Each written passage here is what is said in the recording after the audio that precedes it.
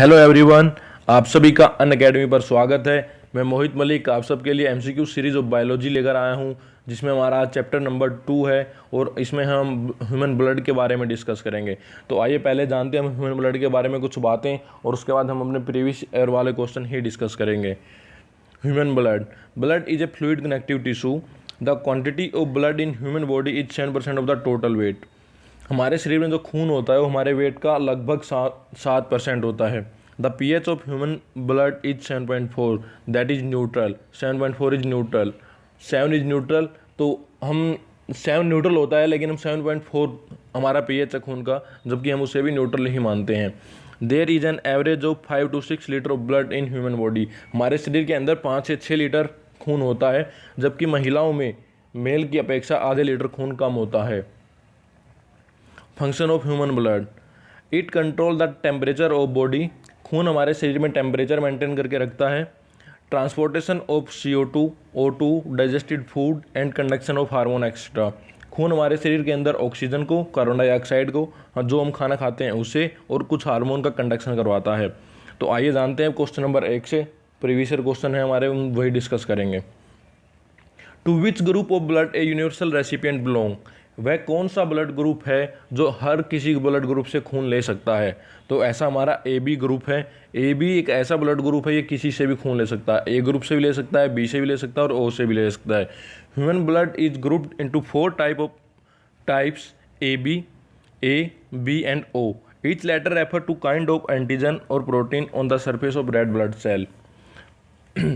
तो हमारे जो ब्लड है उसको 4 ग्रुप्स में बांटा हुआ है, AB एंड O। और AB और यानी किसके आधार पर बांटा हुआ है? ये हमारे एंटीजेंस के आधार पर बांटा गया है। O is the universal donor. O एक ऐसा ग्रुप है, ये किसी को भी खून दे सकता है, जबकि AB हमारा क्या है, ये किसी से भी खून ले सकता है। और हमारे ब्लड ग्रुप को सबसे पहले किसने डिस्कवर किया था? ये लैंडस्टीनर ने हमारे ब्लड ग्रुप को डिस्कवर किया था। तो आइए चलते हैं क्वेश्चन नंबर 2 पे। Blood fails to clot while flowing in blood vessel because the presence of.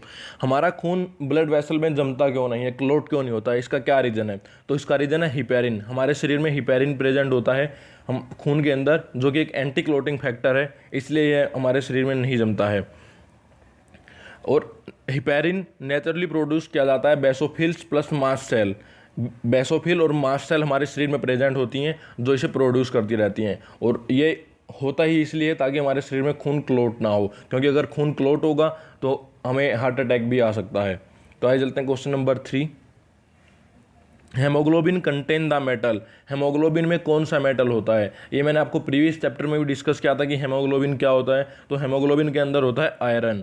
Iron ही एक ऐसा है, आयरन ऑक्सीजन को अपने से बाइंड करता है और हमारे शरीर में ऑक्सीजन की सप्लाई में हेल्प करता है। Haemoglobin is a protein in that blood cell that carries oxygen. Haemoglobin bound with oxygen and form oxy haemoglobin in lungs which transport the cell where oxygen is released. तो आइए चलते हैं question number 4। The life span of RBC is. एक RBC का life span कितना होता है, मतलब एक RBC की लाइफ कितनी होती है? तो इसका आंसर हमारा होगा 120 डेज। RBC हमारे शरीर में 120 डेज तक लाइव रहता है। Every second about 2.5 million RBCs are destroyed. The red blood cell develop in bone marrow and circulate for about 120 days. The RBC after completion of their life span reaches the spleen. हमारे शरीर में हर second के अंदर लगभग 2.5 million RBC की death हो जाती है। और जो हमारे रेड ब्लड सेल हैं वो हमारे बोन मैरो में बनते हैं और हमारे शरीर में लगभग 120 दिन तक घूमते रहते हैं। और जब इनकी डेथ होती है या डिस्ट्रॉय हो जाते हैं तो जाके स्प्लीन में इकट्ठे हो जाते हैं। Question number 5।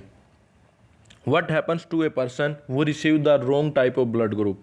क्या होगा अगर किसी आदमी को हम गलत ब्लड ग्रुप दे दिया जाए तो इसमें क्या होगा? तो हमारा इसमें आंसर होगा द RBCs एलुगिनेट। जो हमारे RBC हैं वो रप्चर हो जाएंगे और उससे क्या होगा? Blood type become very important during blood transfusion.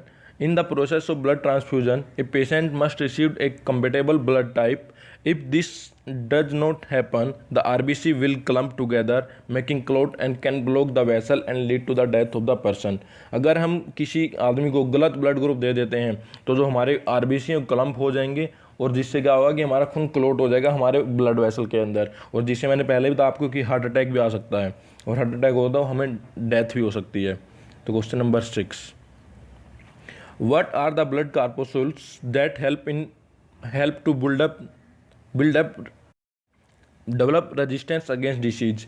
तो ऐसा कौन सा ब्लड कार्बोसोल्स है जो हमारे शरीर में बीमारियों को होने से रोकता है? तो इसका हमारा आंसर होगा ल्यूकोसाइट्स। ल्यूकोसाइट्स का दूसरा नाम WBC भी होता है, वाइट ब्लड सेल्स। तो वाइट ब्लड सेल हमारे शरीर में डिसीज को होने से रोकता है। ल्यूकोसाइट और WBC are the cell in the blood which make defence mechanism and inhibit the entry of the pathogens antigen into the body. तो हमारे शरीर में WBC हैं जो डिसीज को, पैथोजेंस को और एंटीजेंस को एंट्री करने से रोकता है। तो आइए चलते हैं क्वेश्चन नंबर 7। क्वेश्चन नंबर 7 क्या है? The normal fasting blood sugar level पर 100 ml of blood in man is. जब हमारे शरीर में व्रत के दौरान या खाली पेट हमारे ब्लड में शुगर का लेवल कितना होता है? तो हमारा इसका आंसर होगा 80 to 100 mg। जैसे हम खाना खाते हैं तो ये ब्लड बढ़ जाता है और ये 100 to 120 तक mg पर तक पहुंच जाता है।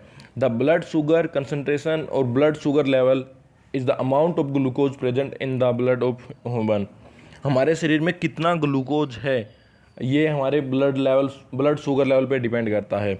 Insulin help to regulate the blood sugar. Insulin हमारी हेल्प करता है कि हमारे शरीर में ज़्यादा ग्लूकोज ना बढ़े, क्योंकि अगर हमारे शरीर में ज़्यादा ग्लूकोज बढ़ जाएगा तो हमें डायबिटीज़ होने का खतरा रहता है। तो आइए चलते हैं नेक्स्ट क्वेश्चन पे। Which one of the following is transmitted by blood. एक 4 बीमारियों के नाम हमें लिख के दिए हुए हैं और इनमें से पूछ रहा है कि कौन सा एक ऐसा रोग है जो खून के द्वारा हमारे शरीर में एंटर कर सकता है। तो हमारा इसका आंसर होगा HIV। HIV एक ऐसा रोग है जो खून के थ्रू भी हमारे शरीर में फैल सकता है। HIV virus is transmitted via blood transfusion. This virus cause AIDS and is also transmitted via sexual contact directly into blood by intravenous drug use. अगर हम इंट्रावेनस ड्रग का यूज करते हैं तो उसके थ्रू हमारे शरीर में HIV फैल सकता है वाया ब्लड। क्वेश्चन नंबर 9, ये हमारी क्लास का आखिरी क्वेश्चन होगा। The blood vessel which carries oxygenated blood to liver. कौन सा वेसल है जो हमारे शरीर में ऑक्सीजनेटेड ब्लड लेके जाता है लीवर की साइड? तो इसका हमारा आंसर होगा हिपैटिक आर्टरी। हिपैटिक आर्टरी हमारे शरीर में ऑक्सीजनेटेड ब्लड लेके जाती है लीवर की तरफ। Common hepatic artery is a branch of the celiac artery that supplies oxygenated blood to the liver and pancreas. It also supplies blood to the duodenum.